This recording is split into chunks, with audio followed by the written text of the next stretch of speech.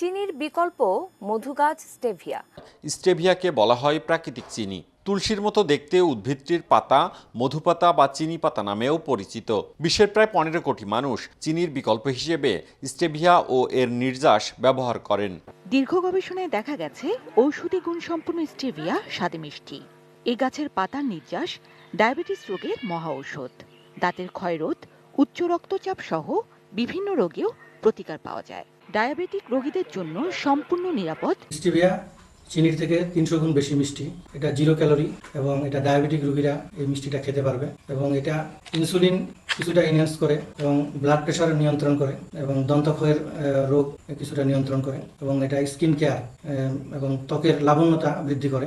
Calorie না থাকা এই ভেষজ নিয়ন্ত্রণে রাখে রক্তে শর্করার পরিমাণ।